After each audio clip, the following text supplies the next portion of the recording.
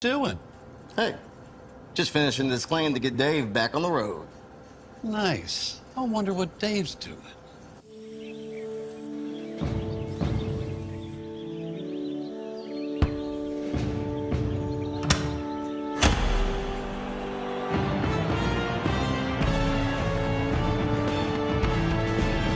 You do your thing.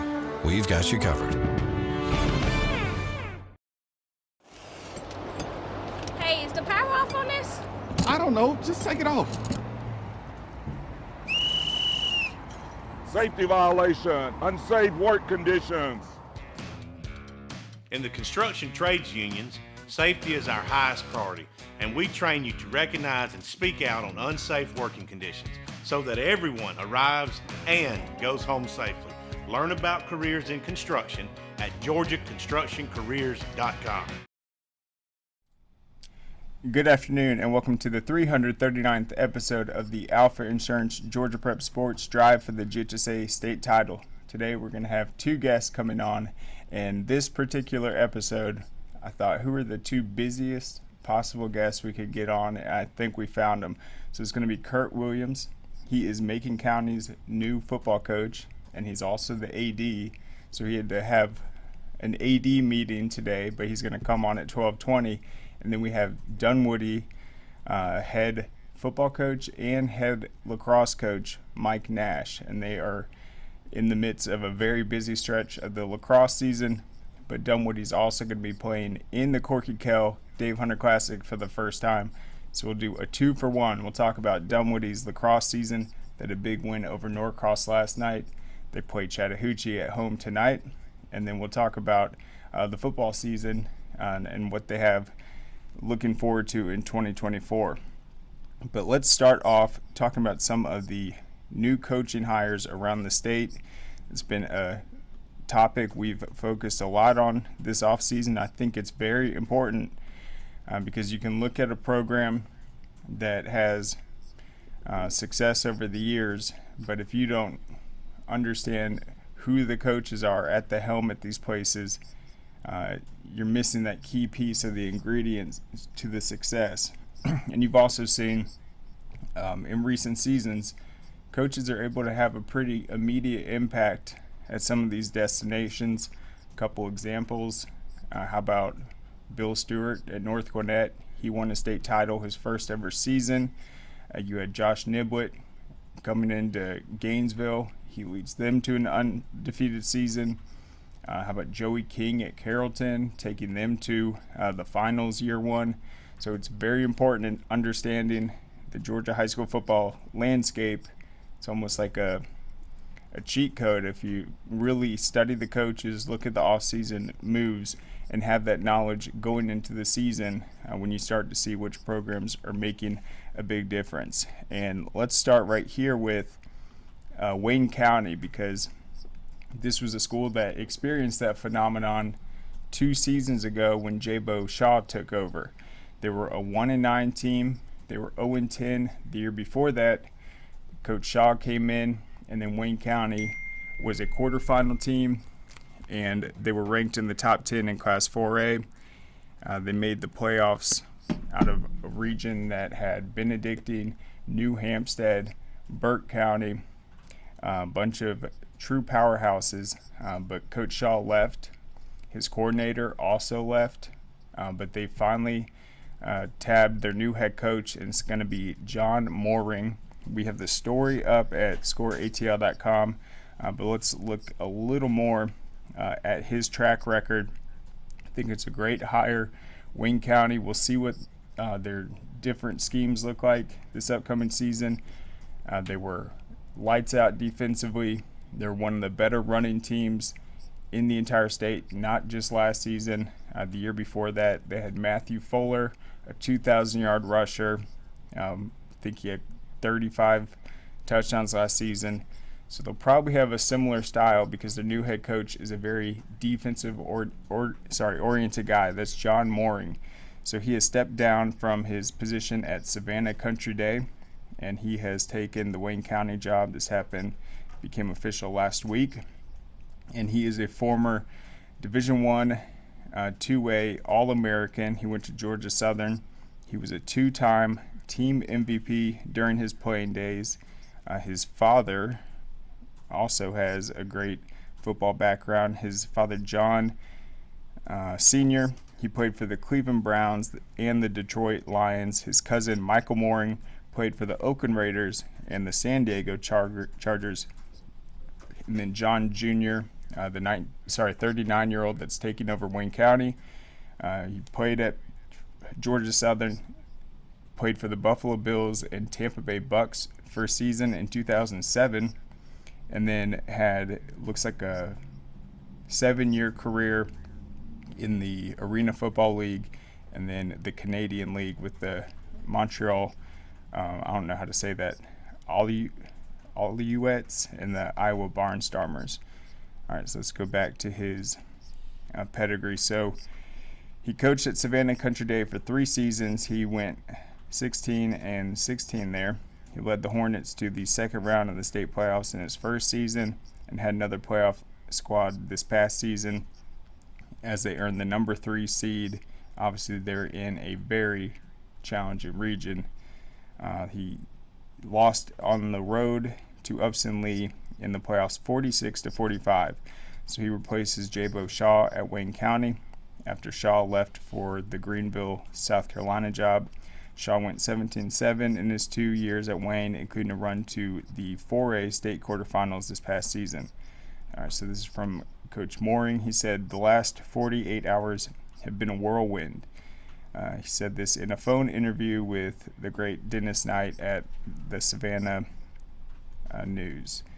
So Wayne County has a great football program, and it's a one-school town that gets tremendous support from the community. It's a place that eats, breathes, and sleeps football. I always wanted a chance to coach in a place where all the kids from the town come to the school to play, and when the opportunity presented itself, I jumped all over it. So Wayne County is obviously in that same sort of Savannah area, and that was the biggest storyline this last season. That's where a lot of the top matchups were at, whether you had Calvary Day, Savannah Christian, Benedictine, obviously, and so that Savannah area has definitely been in its halcyon days these last few seasons. All right, so then Mooring, who played in the Arena Football League and in the Canadian Football League for the Grey Cup champion Montreal team, had coaching stops at Valdosta State, Arkansas State, Tusculum before returning to his alma mater, Bishop Barrett High School in Fort Myers, Florida. He was a defensive coordinator there for 3 seasons and the head coach in his final year before being hired at Savannah Country Day in May of 2021. So he had 1 season head coaching in Florida, had success there at his alma mater, which is always cool. Goes to Savannah Country Day for 3 seasons, and now this will be his 3rd head coaching job, but still just 39 years old, and he is definitely getting off to a great start for his career. So my 3 years at Savannah Country Day have been tremendous. Mooring said, "I was enjoying life coaching at my alma mater when I decided to take the plunge into coaching in Georgia, and it was the perfect move for me and my family. The support of the school and community has been great, and the success we had here opened this door at Wayne County." Mooring said it was difficult breaking the news to his team and telling them about his departure. Senior two-way lineman Rooster Bing, what a name, wasn't at the meeting as it was for underclassmen, but he said it was sad to hear he was moving on. Bing is taking a trip to the University of Miami this weekend, where he might walk on with the Hurricanes. He is also considering scholarship offers from Morehouse and Stetson. So you can find more information right there, but I want to go and look at his stats from Georgia Southern. And this is a type of leader during his playing career, a guy that was able to play at the highest level. He was a 4-year starter at Georgia Southern, 302 career tackles, tying for 5th all-time in school history. He was honored by being named Football Coaches Association All-American in 2006. So you're getting a guy that is defensive-minded. He's been a linebacker. He's going to bring that toughness, And I think it's a great hire for Wayne County, and it narrows it down to the remaining jobs open. I think, let's see how many are left at this point. We got Arabian Mountains, Cedar Grove, Hancock Central, Heritage Conyers, Josie, Lanier County, which is going to replace Kurt Williams, our next guest, who's now at Macon County, Manchester, still needing to be filled. You got Savannah Country Day after John Morin left this past week to Wayne County. You got Spalding, South Cobb, Stars Mill, Stockbridge, Twiggs, and Westlake. So looks like about a dozen left. So it has filled in pretty recently, but spring is coming up and I expect it to be filled soon. All right, let's preview Kurt Williams real quick. He's going to be our first guest. We're going to hit a break in a sec. But he will be handling the duties of athletic director and head coach. And this is the same scenario of his predecessor, Dexter Copeland, who left after this season. And this is what's always an interesting hire, because Dexter Copeland, he wasn't fired. Let's just put it that way. Macon County was one of the best teams in Class A Division II last year. They were in Slide County's region. I think they finished 10-3, and I think he had 20 years of head coaching, and so he retired after this season. And so this allows Kurt Williams, he's younger. He actually has been assistant coach previously at Macon County. So he was at Lanier County, had a lot of success, and so it was kind of a no-brainer for Macon County. Okay, we got Kurt Williams. He can come in, and we're going to hit the ground running. So he's going to be AD and head football coach. When we talk to him, we'll see how hands-on he's going to be with the defense now that he's the head coach. But we know that that's his specialty. So he has a rich background in coaching, a deep understanding of the importance of athletics in the community. He brings a wealth of experience. He's a South Georgia native. He's no stranger to the significance of football in this part of the state and the responsibility that comes with leading a historic program like Macon County. And what you got to like about Macon County is that entire area on its borders, Peach County, Houston County, Slide County. That is a very rich hotbed of talent. And even at the Class A Division II schools, got some of the highest rated players in the state and country on those rosters. So a lot of incredible talent in that area.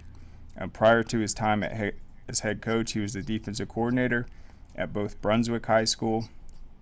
Their defense was always lights out.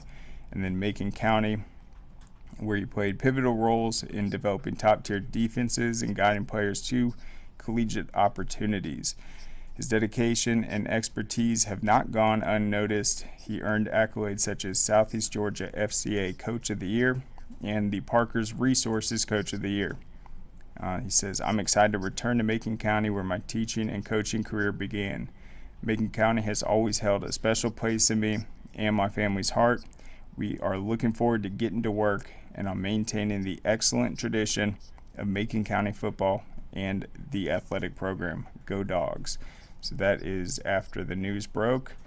His first official day, I believe, was March 1st, so it's still fairly new, and so we will catch up with him momentarily. But first, let's thank our sponsors. See you guys on the other side. Hey, is the power off on this? I don't know. Just take it off. Safety violation, unsafe work conditions.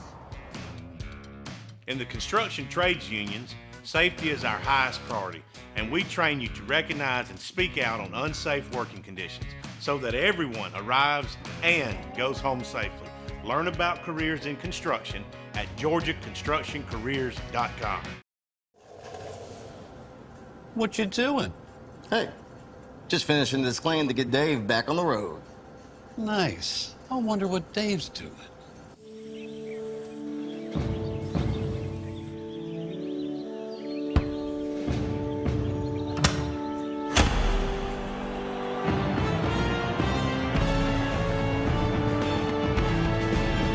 You You do your thing. We've got you covered.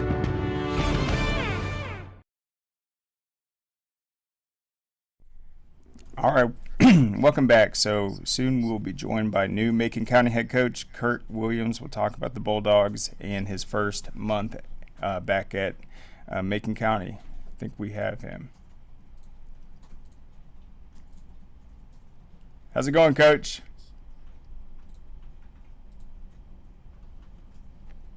Hold up. It looks like we'll connect on the audio in a sec. We can see you clearly. Okay. All right, Coach, can you hear me now? You might be muted. Okay, I think you're muted, Coach. One sec. Let me update him real quick. Can see.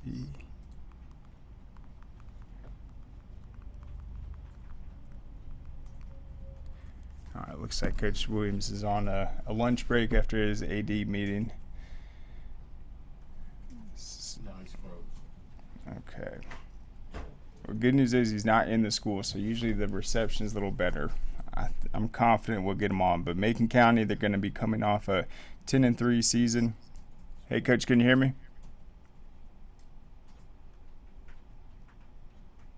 Still can't hear him? Nope. No. It's not even.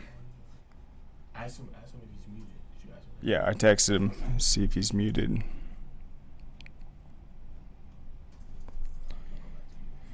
All right. Okay, we might have to do a voice call in a sec. One sec.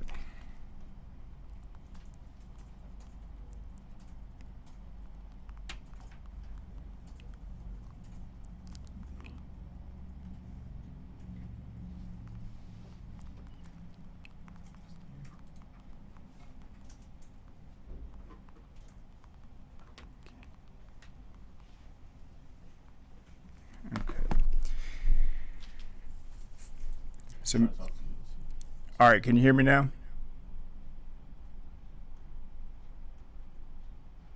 Looks like there's something with the audio, so I'm just going to call Coach real quick.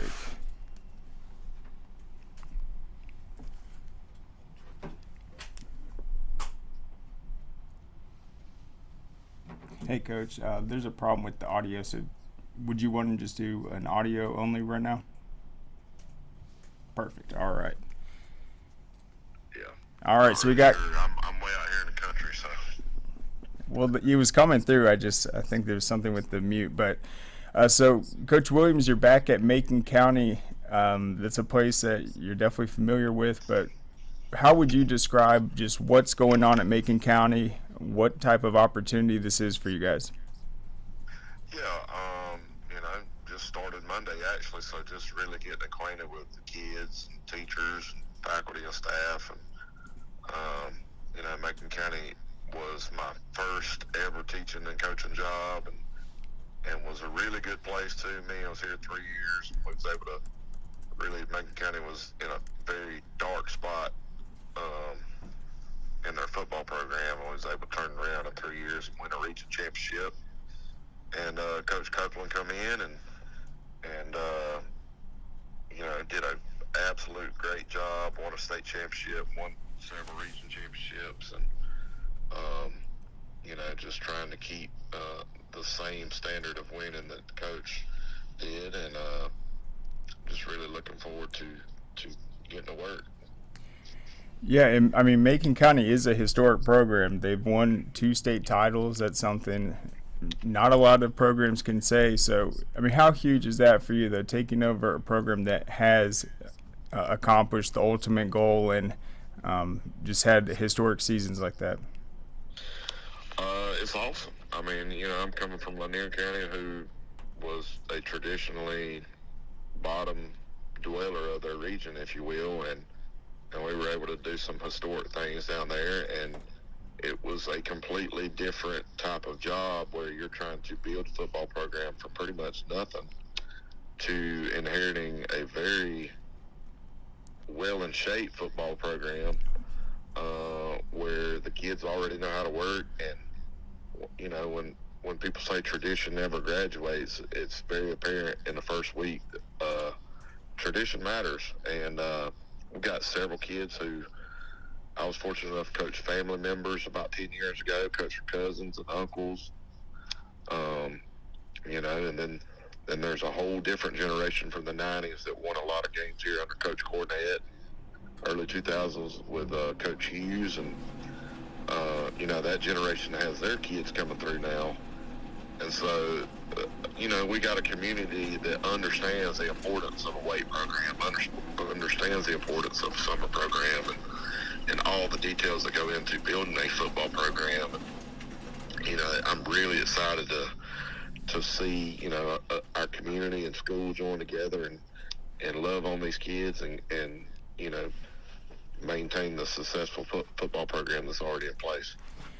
And Lanier County was your first head coaching job, and as you said, it was in the basement of its region. You guys were 0-10 year one, and then you leave with consecutive playoff appearances, a 7-3 record. The defense statistically, I mean, got way better these last few seasons. So what was that process like, just going in? How many years were your expectations at to be able to truly get it to that competitive level? Well, definitely. I mean, when I got the job, I was 28. So, you know, being that young and probably way too arrogant, and I thank God very humbly, he made me humble in my first year and realize that, you know, you don't know everything, Kurt. And just, you know, Lord bless me with time enough to get the foundation set. And, you know, I really thought Lanier was a diamond in the rough and had athletes, and we just needed to get everybody on the same page pulling. And, you know, had a really good group come through that we put a lot of work into in our feeder program. And a lot of blood, sweat, and tears, and you know, very sad to be leaving. You know, a lot of great people, but we're also, you know, very excited to come to a really special place that really loves football, and that was really good to me in my first stop. So very bittersweet, but we're also very excited to be back in Macon County. Yeah, and going back to Macon County, you knew that was a great opportunity, but what about taking on the athletic director duties? It looks like that was the same role Dexter had. So how does that just add new things to your plate? Yeah, that's definitely going to be new. You know, I'm on the way back from a athletic director meeting, if you will, and basketball meeting for our new region for the next 2-year cycle. And it's going to add a lot more to my plate as far as the other sports, but I think we really got a great staff of coaches that do a great job in their respectful program. So I'm not looking to come change something that ain't broke. So, you know, we're gonna evaluate and really just promote our kids and promote our athletic program.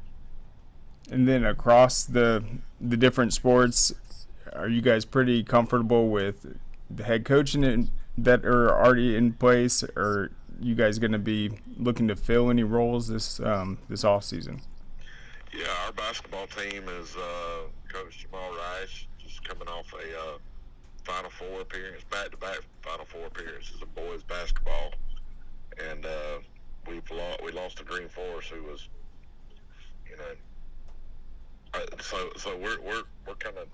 We would say we're the public school champ down here. Yep. For sure, because Green Forest is, you know, a different type of school that's playing in our league. But, and girls basketball with Coach Daniels went to the playoffs as well, had a playoff appearance. So football's coming off an Elite Eight appearance.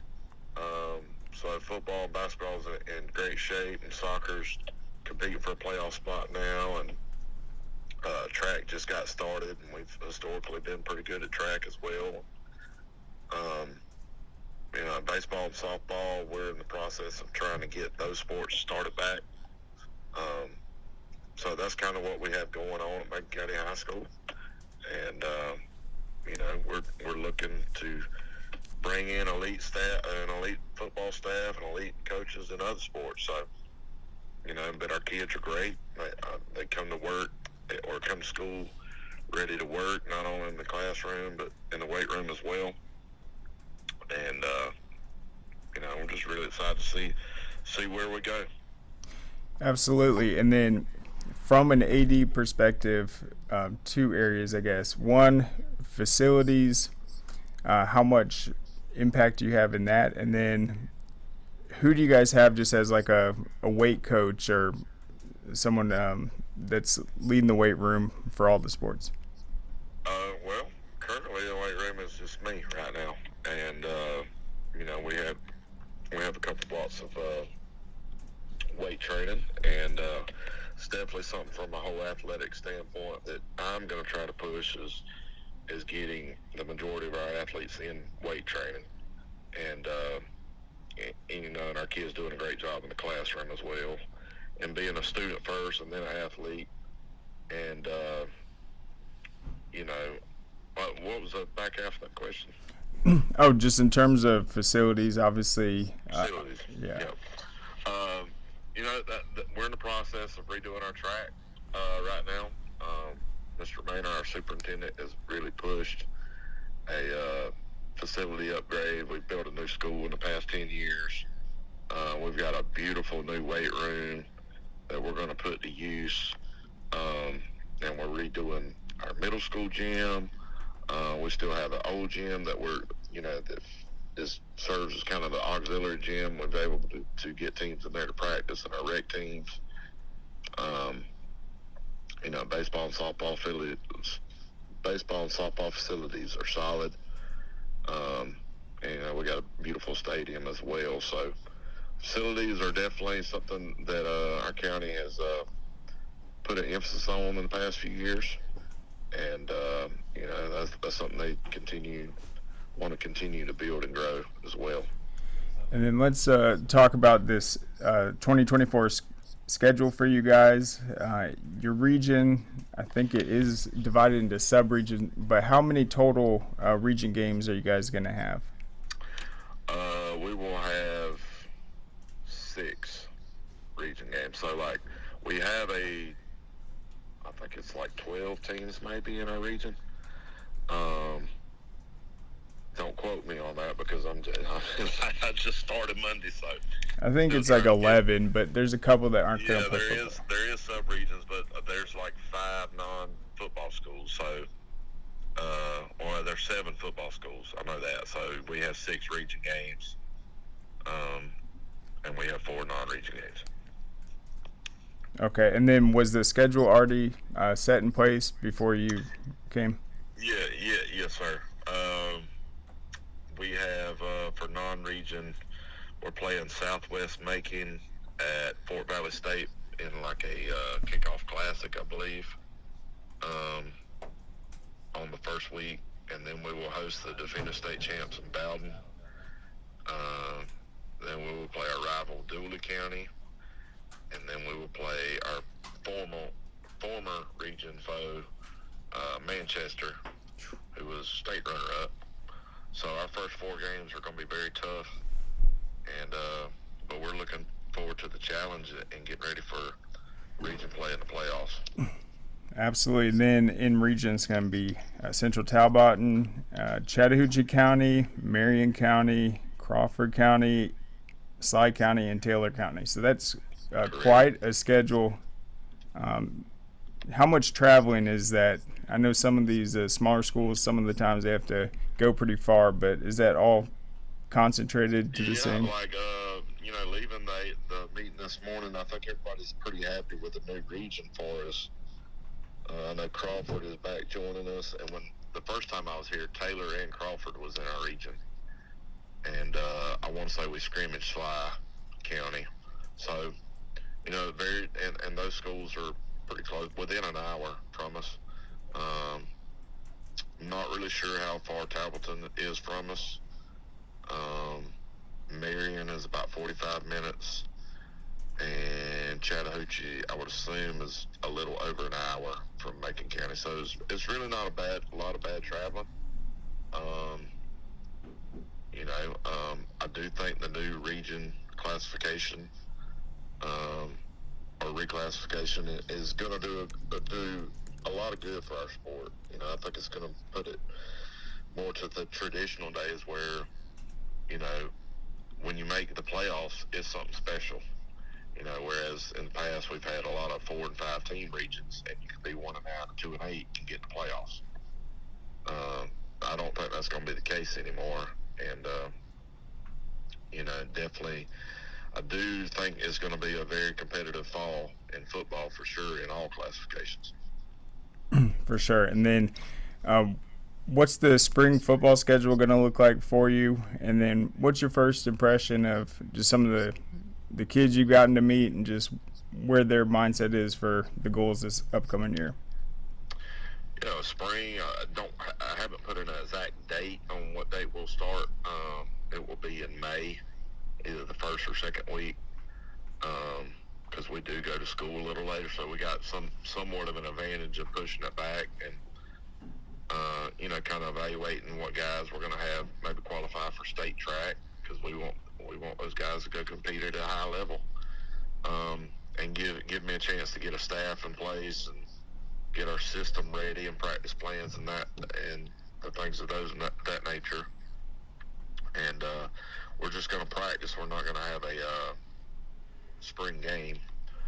And then, you know, the kids' first 2 days have really responded. I think they're just excited to get a leader and get a sense of direction of where football is going, because football is important in Macon County,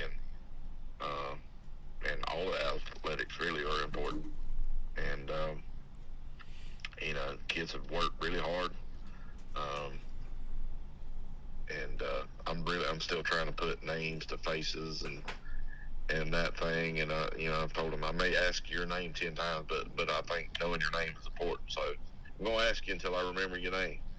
And you know, just really, you know, we got weight training coming up in about an hour, so we're really excited to get day 3 off to another good start and get some work in and a good lift and run in today. And then, as head coach, how hands-on are you with the defense? Obviously, you started out as a coordinator. You were the coordinator at Macon County last time. I mean, how much input do you think? Well, I think it just depends on how my staff rounds out. You know, I definitely tend to lean toward defense, but I've also called offense as a head coach. Just really depends on how my staff rounds out, and we're still in the process of that. And you know, but we will have an identity. You know, whoever the coordinator is, we're going to be spread, and a balanced football team on offense. We like to spread the ball around, and we want to be physical up front, of course, and on defense, we're going to line up in a 3-4 multiple defense and line up and run to the ball with bad intentions and be big, fast, and physical. I mean, there's still a premium on physicality in football. And, you know, when you look around our class at Bowden and Sly County and Brooks and Irwin and Clinton, all those teams are physical. So you know, physicality is something that's going to be important here in Macon County, that always has been. It's here. It's in our blood. It's in our DNA. And, you know, really looking forward to the days ahead and getting our staff in place and getting the foundation laid and getting out on the grass with our kids. Awesome. And then last question, who are you guys going to face in any scrimmages before the big opener? You know, we just got our scrimmage set this week. We will scrimmage Turner County on August 9th here in Montezuma. All right, well, that should be a good one. Well, Coach Williams, we're out of time, but best of luck. I know you guys are just settling in, but we really appreciate you coming on, and we are looking forward to seeing you guys this season. Yes, sir, man. I appreciate you having us on.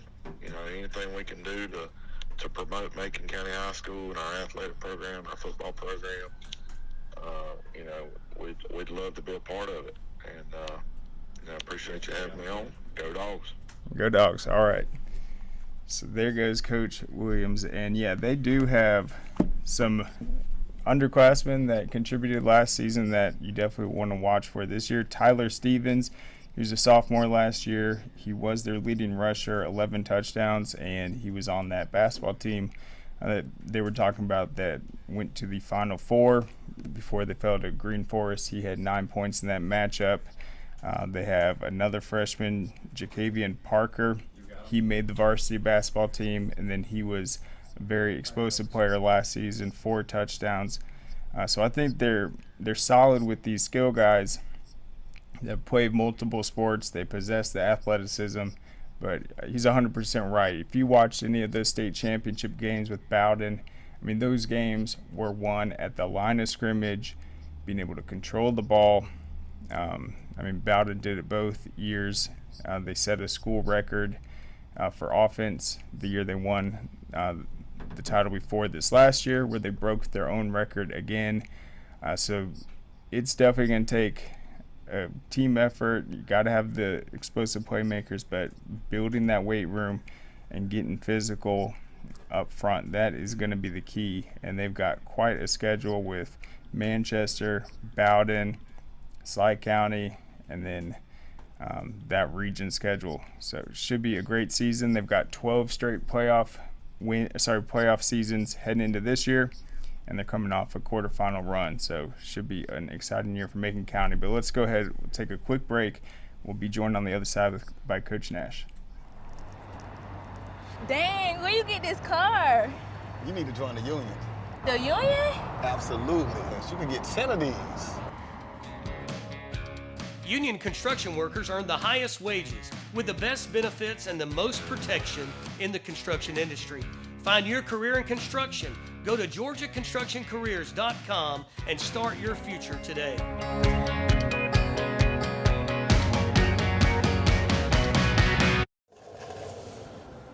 What you doing?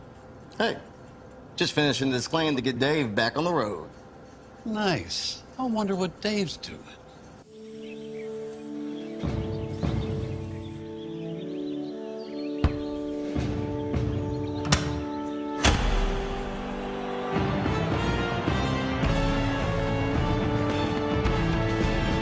You do your thing. We've got you covered.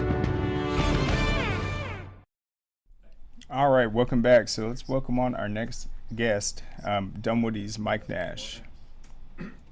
Hey, Coach, how's it going? I'm good. How are you? Doing great. Thank you so much for coming on. I said at the beginning of the show, I was like, let me get the 2 busiest possible guests to come on just to give people the true feeling of spring right now. And so let's start off talking about the lacrosse team. You guys had a big win last night. Yes, sir. Looks like this is probably the busiest stretch of the season for you guys. It is, man. Time of year's tough. You know, lacrosse is busy, and we got morning workouts for football. It's just tough time of year, but it's nice. You know, you stay busy, things go by a little quicker. Yes, and then I was looking at last season. You guys had this really strong start. I'm talking about lacrosse. Then got into region, some really tough opponents. But it looks like this year you guys got challenged right away and have started to pick up some momentum. So how much did you have to replace from last year's team? Man, we graduated a ton last year, and we graduated a ton the year before. So we're really young, right? We're building as we go, but we are really young, and I think we graduated probably 8 out of 10 starters, including our goalie, who was phenomenal, just lights out one all game. So we're just now building again, I guess. And then in these past few seasons, I don't have the names on the top of my head, but you guys have sent quite a few players lacrosse-wise to the next level. So who are some of those guys? Sean Fox went up and played at Connecticut College, and then Noah Fox is playing now. You know, we've got some guys that are playing lacrosse as well. Evan Tessler, Anderson Nail, and I think Zach Rosie went up and played at Colorado as well. That's right. And then it looks like this past week you guys made the trip to Florida. I think you guys have played those teams multiple seasons, but how'd that come about on the schedule, and what's that like just from a team bonding opportunity and also just a pretty tough challenge before you come back and get to the back half of the schedule? Yeah, it's a great trip, man. I don't know, 3-4 years ago, I just thought it'd be fun to take all the boys, get them out of Dunwoody for a little while, and see something different. And of course, I love the beach, where I want to be about 90% of the time. So it was a free trip to the beach. But it's when I started calling around, the big thing was a lot of those teams wanted to play us because where we play, it's a in the Panhandle. It's a different game, man. It's a lot tighter. They call a lot more penalties. And some of those teams down there, they got Pensacola Catholic at the time, and they got Gulf Free. We like playing teams out of Georgia. It's called so tight there, and then they get in the playoffs and go to a different part of Florida, and they hadn't done anything physical. We had a tough time this year down there because we got down there and had to play 2 on Saturday. Back lacrosse game was tough.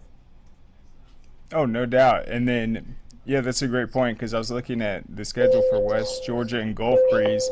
They do end up playing other Georgia teams, I think, this week as well. So that's interesting, though. They view playing the Georgia teams, these Metro Atlanta teams, as an opportunity to prepare them for their own season. But what have you seen with Florida lacrosse compared to Georgia? I mean, is it on a similar trajectory and popularity and growth over these last years? Some of those areas down there, some areas have really good lacrosse, and the Panhandle's got good lacrosse, but it's still fairly new down there too. So it's growing. They're doing a good thing. They're doing a good job with it down there. It's hard for us. That's the first 2 games we played on grass since the last time we went. We had a tough time picking up everything else. So, but yeah, it's growing down there. Interesting. So, yeah, you guys had to play the back-to-back games. Hopefully the weather was nice. You guys were on the beach. But you guys came back. You guys played Norcross last night, a 10-1 win. What impressed you in that result? The team you beat last year also, but just to start this busy week for you guys off with a big win. Well, with us being so, we feel like a lot of times I think we've thrown this year we probably should have been in because we kind of feel like some of our guys feel like they have to press and they got to make something happen, and we're starting to grow a little bit and learn that we're letting it come to us a little bit. We're not throwing balls away as much and dodging into 3 guys, and a little more patient when we do that. We tend to score a whole lot more. And I think they're finally starting to trust the offense that we run and enough to. Yep, and then tonight you're going to play Chattahoochee. You guys beat them last season as well. It is non-region, but it looks like, this year Chattahoochee's got a strong team. They're 1 win away from matching last year's total. So what has stood out in the matchup to you? We've always been back and forth with them, but they got a good team this year. They'll get us ready for next Tuesday. Next Tuesday's our game, I guess, against an opponent with Lakeside. And honestly, it's going to come down to probably us and just to who's in and who's out. So that's a big. We got to try to get. And they've had a really good season too. They are much improved over last year. And you were talking about the youth of your team. You guys have replaced guys consecutive years. So who has really stepped up and been a key piece to you guys that you feel like can continue to lead you guys the rest of the season? Zach Carnone's been a good leader for McDonald. Carnone's an offensive player at Tackman, and Allen's a pole for us. And then Tyler Reed has done a fantastic job. He's the brother of another kid that I coached years ago, and he's done a really good job. And then looking at the rest of your region, it looks like the region games will be more spread out, but how are you guys going to be able to evaluate film and really treat these matchups as the key showdowns they are with playoff implications? Our kids got to get our kids to show up on a consistent basis. I think we might be the most bipolar. We look like $1 million one day and look terrible the next day. So that's the key for us. I think it's more about us than it is about the other team. Play anybody on our schedule, we show up and play the way we're capable of playing. But like I said, we got a nasty habit of showing up sometimes half asleep and throwing the ball away and turning it over in unforced errors. And then how many lacrosse guys do you have that are also football guys, and what's that like being able to coach guys in both those sports?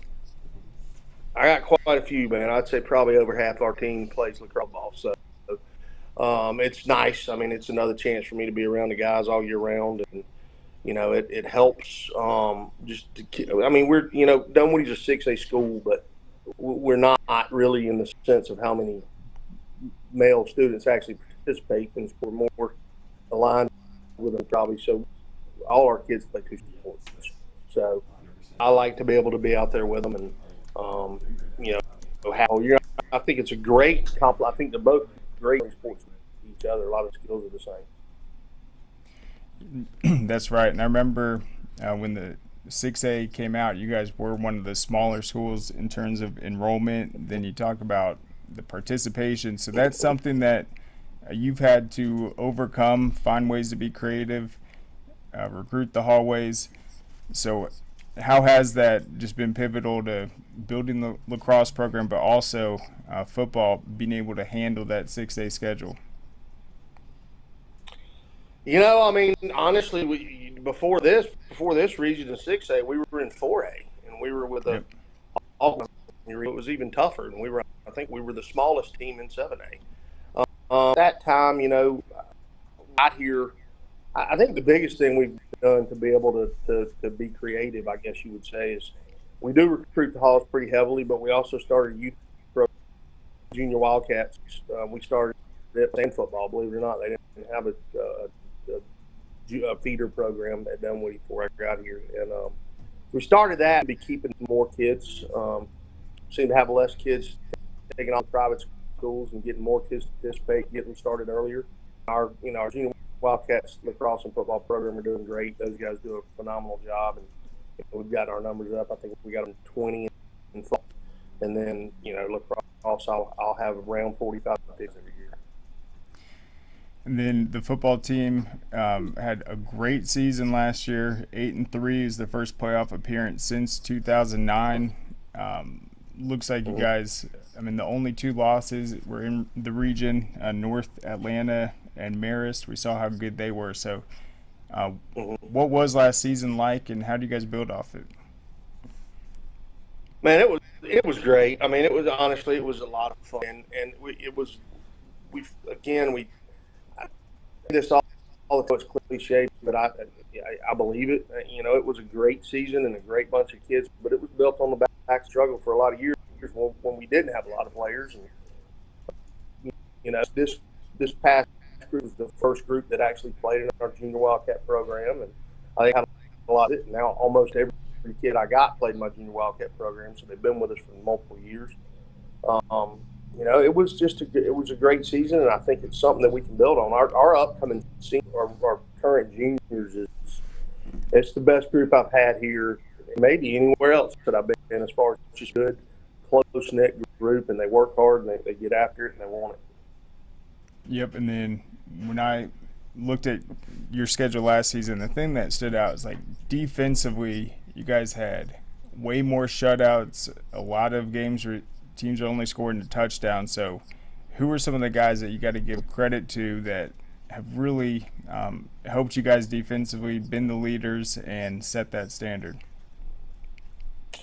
Well, I'll tell you, I think the big thing, our administration really good job with us finally in the last 2 years able to get a complete coach staff. Next year will be my 10th year, and last year was the first year we didn't work shorthanded, and the first year I had more than 3 or 4 guys. I think that made a big difference. I've been able to hire some quality dudes, and I got a great defense coordinator in Ryan Gentry, and my offense coordinator may be the best coach I've ever worked in all the years I've been doing it. His name's Matt Smith. They were, defensively, man, we had a good group, and I lose some of that this year. We lose both my defensive ends that were phenomenal. They were great. Luke Cole was All-State, and then won the Region Player of the Year and Player of the Year, and then Luke Phillip hook in, and that's going to hurt. And then other than that, we lose 2 linebackers, so we got a lot of getting back. So I think they've again, I think there's just a little bit different mentality right now than there was when we first got started, and they're working harder. I would credit our improvement on defense just with tackling. I would say there was times I didn't think we could tackle anybody in the last few years, and last year they got after it. And then we got to talk about this season opener. You guys are going to be in the Corky Kell Classic playing South Paulding. I think that's the first ever time you guys have faced. So it's going to be a Thursday game, one of the first ones in the entire state. So talk about just what that big time matchup is going to be and what you're looking forward, or what you're looking for in it. Well, I mean, honestly, man, I'm just thankful to those guys that put that Corky Kell, Jay and Coach Hunter. I've known Coach Hunter almost my whole life. I played at Shiloh and played against Coach Hunter at Brookwood for years. I and him were good friends, and I consider him a mentor. And I'm thankful to them because I felt like this is something our kids deserved and wanted. And I think I don't know that football's been that important around here in a few years, and now it's something that's important. And I felt like that thing for our kids to do and be on TV and go play in a big game, and I got a good group coming back. So, we bring back almost our titles. So it's just exciting that everybody does it. I think it got started, honestly, in Wood County. We were looking at the playoff scenario last year coming down the stretch. We really either a 2 seed or whatever, and just part of me wanted to get that 4 seed so that my kids could go to Lee County and see where football is big time, and it was important. It was a great trip. I think it opened our kids' eyes up to something, and I think this next step will be going and playing in that Corky Kell.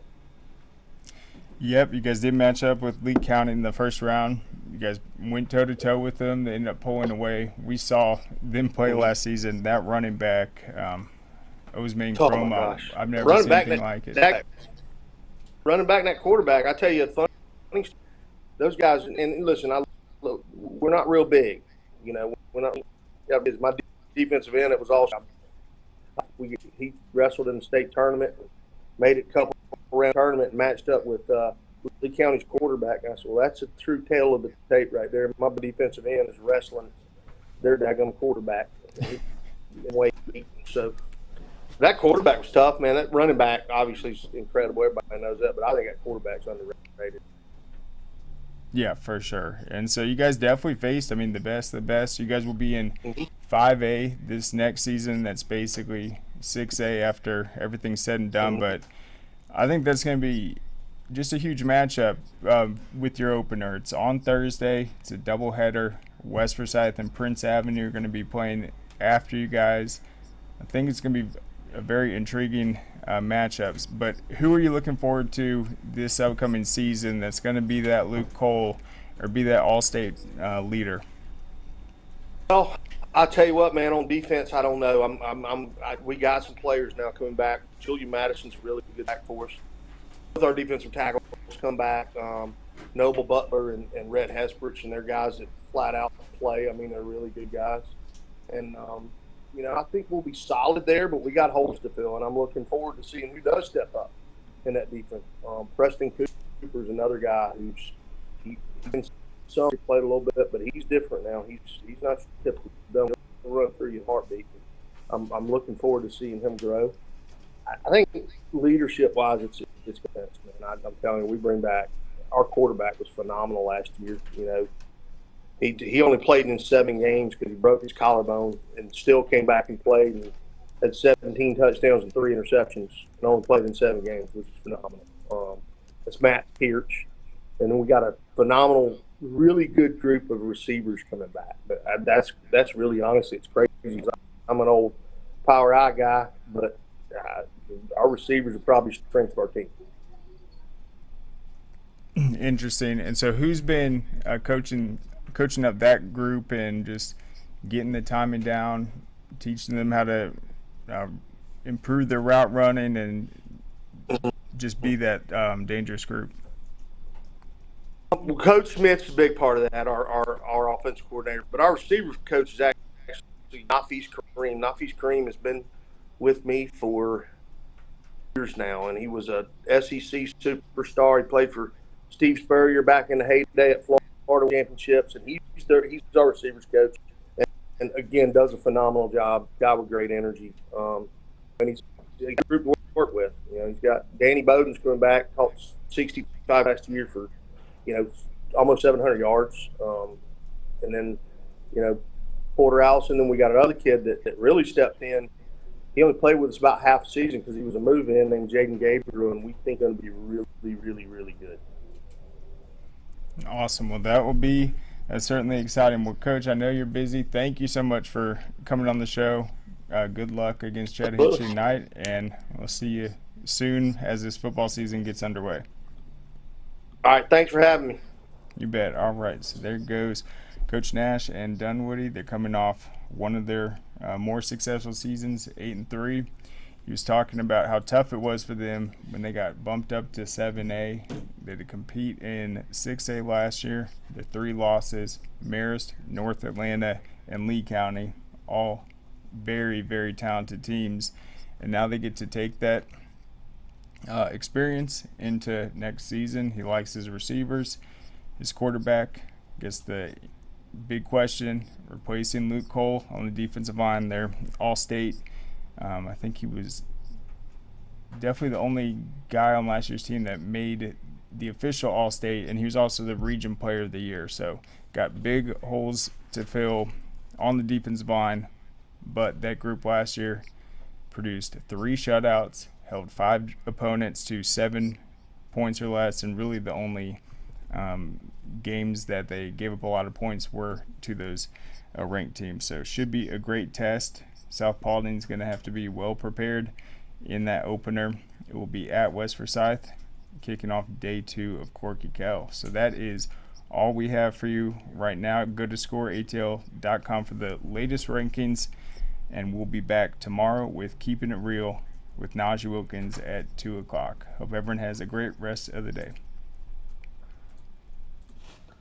Hey, does it matter if this leaks? It don't matter to me. Can't see it from my house. Illegal use of hands, improper training.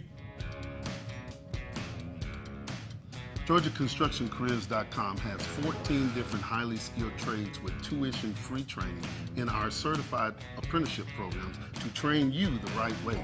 Find your career at GeorgiaConstructionCareers.com.